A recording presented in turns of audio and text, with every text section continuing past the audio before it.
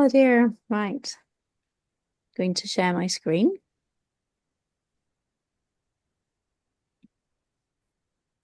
Yay, it worked first time. Okay. Yes, St. Silas Episcopalian Church in Glasgow has this on at the very front on their front wall. So it's the Lord's Prayer at the top, which is obviously straight from the Bible. And then you will see the creed written underneath. Can either of you tell which creed it is? Um, It might be very small on your screen. I believe that's the Apostles' Creed You're absolutely right. 10 because it points. talks about him being burnt in hell, whereas the other one doesn't. Burnt in hell. It says he was crucified, died, and burned.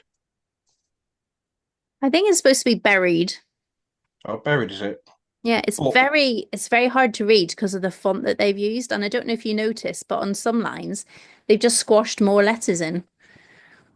I'm not quite sure why they did that. But anyway, you're but it right. does say he descended to hell, It does. You're which quite the Nice, Nicene. Nicene Creed doesn't. Well done. You know your creeds, Anthony. You're quite right. It is the Apostles' Creed. Um, So yeah, I took a photo of it because I was just thinking, we're talking about this, and the creeds, as you will have read, were written in the first few centuries after Jesus was with us, and yet here we are still using them. You know, they're still very much part of our Christian faith. So I just thought I'd share that with you, an example, and I'm sure that you might have said them in various churches. If you've been in some churches that use that kind of thing, we went to our big town centre Anglican church on Christmas Eve, and again, as part of um, midnight mass, we said the Apostles' Creed together. So as we've talked about, there are two creeds, the Apostles and the Nicene creeds, and they were written in response to a need for core beliefs of the Christian faith to be kind of identified and accepted by the different parts of the Christian church. And they were often used as a public declaration of faith. So, for example, when people were being baptized. So, we've talked about the differences. We don't need to go into that anymore. Um, they were a really important stage in achieving a doctrinal consensus within the early church, especially where controversies were an issue. Um, did you read the bit in McGrath about the creeds, guys? Yeah.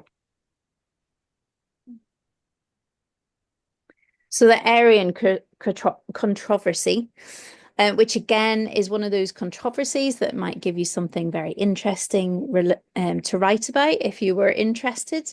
So there were disagreements about the personhood of Christ. So you'll probably hear that quite a lot about the Arian controversy. Um, and the Nicene Creed, just going back to that, it's got extra stuff in it because it was intended to affirm the full divinity of Christ against the Arian understanding, or misunderstanding indeed, of his creaturely status. So it includes four explicit condemnations of Arian views. So it was very clear, very contextual for its day, is these controversies were coming up. And this was a point where the context was really driving the theology, evolution really, um, of working out what is it we actually believe. So from the writings that we have and from our understanding and our reason, what is the core theology that we have?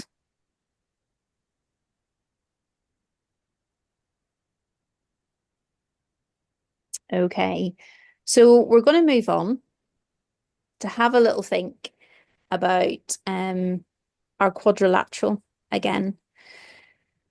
So you may remember we've got scripture, tradition, reason, and experience. So we talked about the importance of scripture. We talked about how tradition informs our theology. And of course, the creeds make up part of that tradition for us now. So they were at the forefront of theology when they were created, but now it's part of our tradition. Um, and they're very obviously part of the tradition for some church communities, like the one I showed you a photograph of in Glasgow, where they literally have it on the wall and they would probably say it in services together. For some traditions, certainly some of the traditions that I grew up in, they would never say either of the creeds verbatim, but they would still have formed part of their theology because they're so core to the Christian faith. So do you remember on the spectrum where we had dogma and we had folk theology, um, or opinion and heresy rather? This the creeds are going to be at the doctrine end, the dogma end, and are going to really inform the majority of Christian expressions. We talked about reason and how we use our mind and how Paul himself points to that in the New Testament. Um, and finally, we're going to just touch very briefly on experience and how that informs or how relates to theology.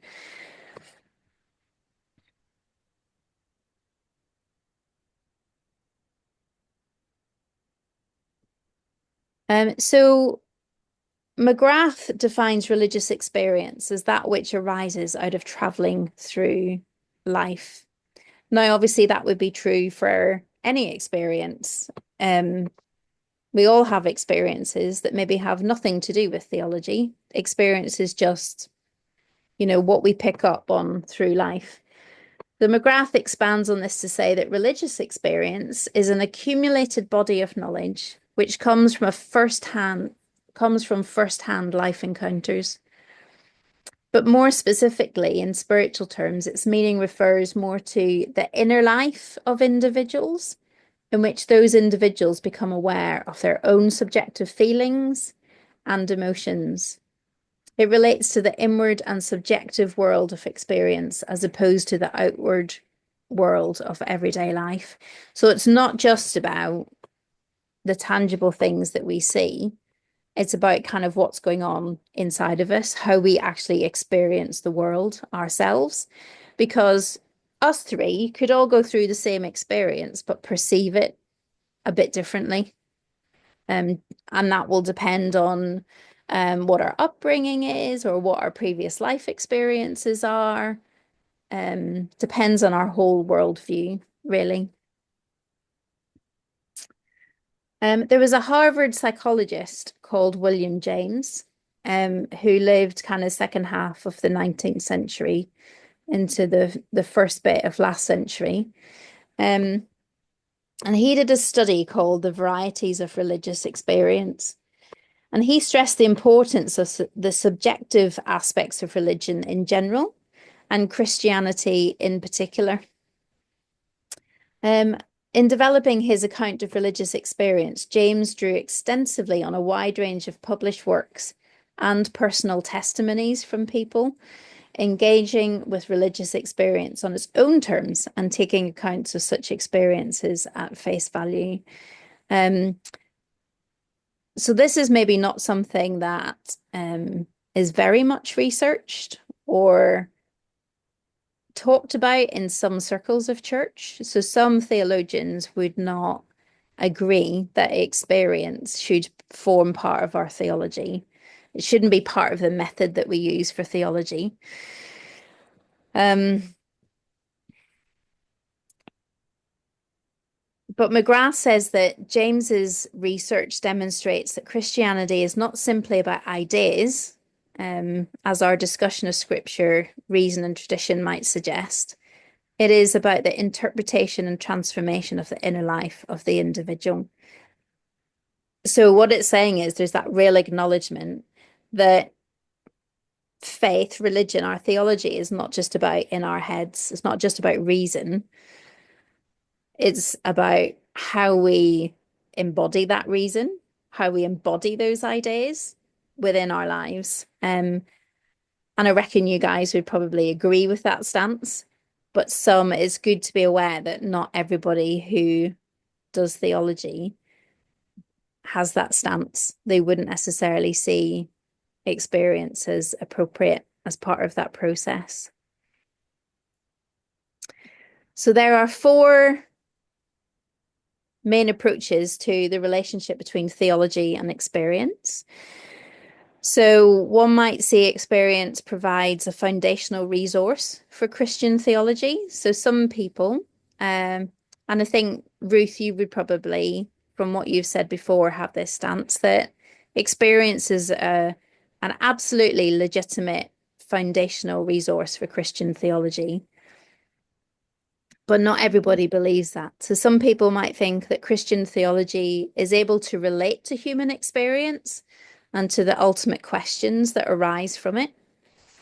A third position is that Christian theology provides a framework by which human experience may be interpreted. Um, and then a fourth one, God is simply an objectification of human experience. And you can read more about all of those in the McGrath chapter on methods, where it talks about scripture and reason and tradition. There's also a section on experience. You can read more in depth about those there if you're interested about what they actually look like in practice.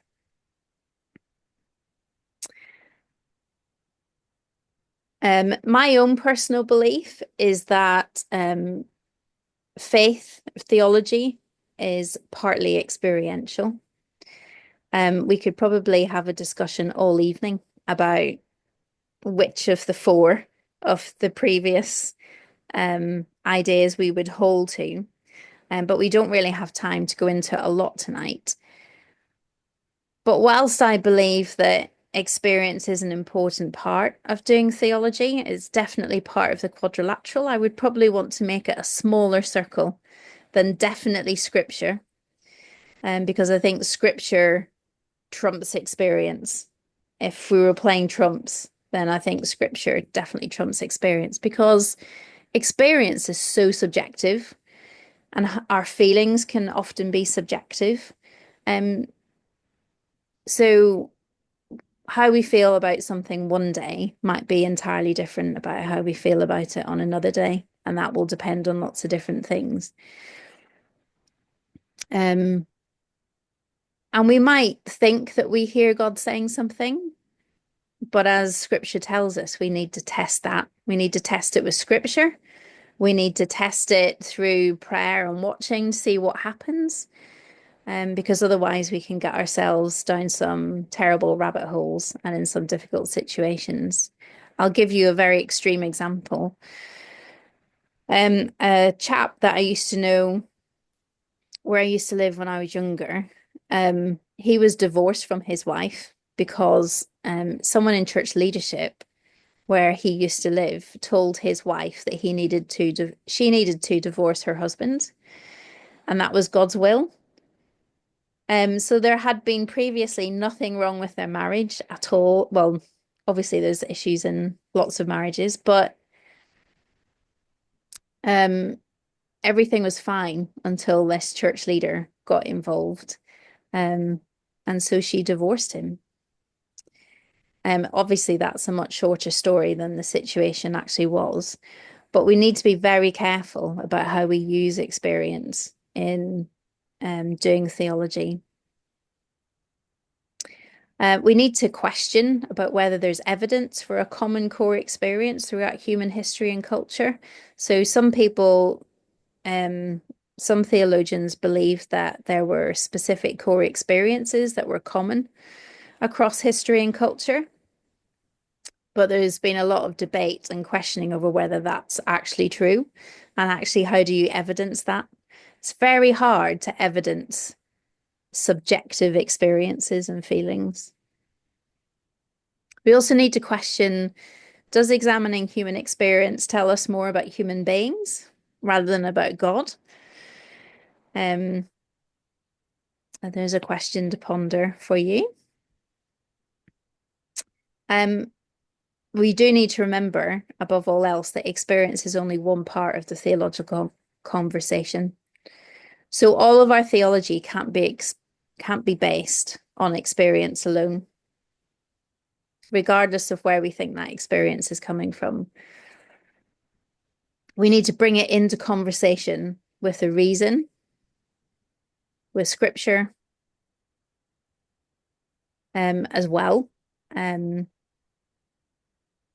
Do you remember we talked about how big we would make the circles or how small? Do you remember that Yeah. on our model? Um, we can do that, and we might all have different ideas about how big or how small those circles will be. But it's really important that all of those circles are actually there, even if they're smaller. However, God's ultimate goal in offering um, revelation is not to expand our knowledge. Rather, God's goal is to offer relationship. And I think this is also really important to remember that our theology is about relationship. So when we talked before about the different levels of theology, and that sometimes theology is done in uh, maybe in university courses by university professors who don't have a faith themselves, you could question, is that actually theology? So this quote is from Bevans, who obviously believes that theology really is in the context of a relationship with God. So it is an experienced phenomenon, if that makes sense. Yeah. These are our references, which you will have if you print out. And I just wanted to ask, are you guys all right with referencing? Are you quite comfortable with it? Are you confident? Is this something that you want to talk about maybe at the weekend or go through again? How are you guys feeling about it? I sometimes struggle with it. So. I get on reasonably well until something's missing. So if, for example, on my last assignment, I found that when I copied the reference from Pelago, the author was missing What was missing? the author's name. Oh, So I had to go back and hunt down the book and find the actual author's name. well, that's very frustrating. I wonder why it was doing that. I don't know. I should have emailed Ali because she could have got in touch with Pelago to get it sorted, but I forgot. That's really interesting. So when I put this PowerPoint together, I copied references from Perlego and it did include the author. So maybe it was just a blip, but I think that, it was just that one. how strange. Yeah, because you're right. I mean, what you've done is the right way to do it is when you're reading stuff, you copy the reference there and then. That is the best way Mm, to do it to keep track of them. Um, Yeah, when I was doing assignments, I would always copy any book that I was reading, I would copy the reference so that I had it if I ended up using that quote. Um, mm. yeah, what a shame you had to go back and look for those references. Ruth, is there anything particular that you struggle with? I think like more to do with like if something on websites or like if it's got like more than one author, like I can manage one, but then when you've got two, I'm like, okay, so that's a bit much to remember. Yeah, It's I think I've just forgot about sometimes you've got to relearn something again and yeah. Yeah. trying to remember what we were told we put in. It's et something. Et al. Et al. That's the one. So you Yeah. put the first author in and then et al. Yeah, I think the usual practice is to use et al. If there's more than two. Is that right? Um, do you have guidelines that you've got access to for doing referencing? Yeah, I normally, think the yeah, sorry. we use it on the Word, isn't it? There's something on Word that I forgot. I forgot to use it this year. I need to use it, 'cause, yeah. Um, yeah, yeah. It's just sometimes stuff that you just need remembering of it. So Yeah, yeah. I think there should be videos in the study skills from when Glenn's done tutorials on it in the past. Yeah, so maybe have a look at those, Ruth. yeah. Yeah. Yeah, it's part of the joy of being on an academic course that's accredited with a university, is they're very hot on referencing, um, which it can be a little bit confusing because there's different types of referencing, as you'll be aware, but also it is important because obviously plagiarism is a big no-no. Um, I'm sure you guys would never do that intentionally. But it's good to give credit. If we wrote something, we would be really cheesed off if someone decided to use it without giving us proper credit. So that's what referencing is about, really. And that's why it's important. But do let me know if you're struggling with it. Um, and I can try and give a hand. Just be careful. The one thing I did notice about, if you highlight something on Prolego and it brings up a toolbar and it says copy passage or you can cite the passage or whatever. When I've copied the citation from Prolego, it's and pasted it into a PowerPoint. I don't know if it does the same thing in Word. It's actually taken the italics out. So normally in APA referencing, the name of the book is in italics. And when I copied it across, the italics disappeared, so I had to put that back in again. Um, Hmm.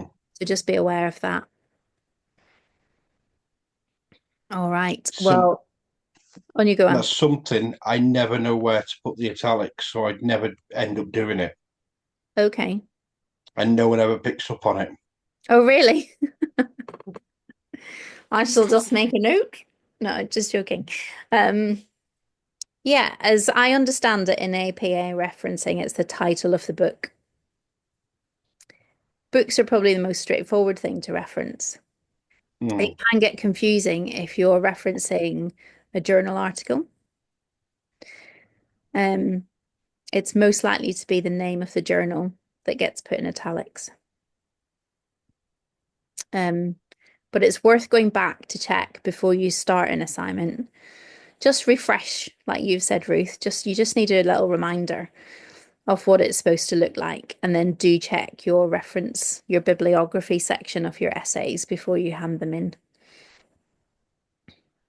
Really, really important. Um, I've now got a tickle in my throat. So I need to go and get a drink soon. We've got 3 minutes left. Is there any other comments or questions that you guys want to talk about?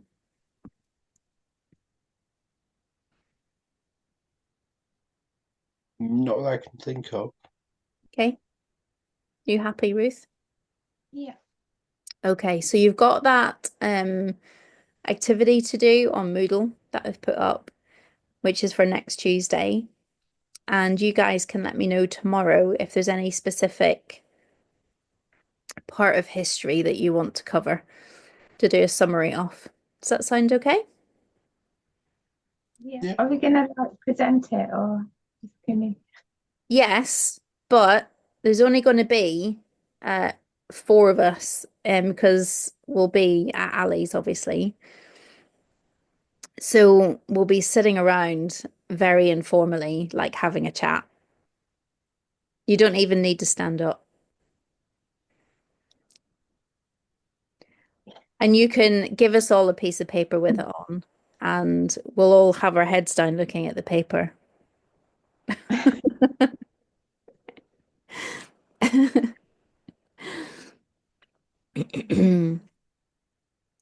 Don't stress over it, Ruth. I know that doesn't help at all, but I'm just gonna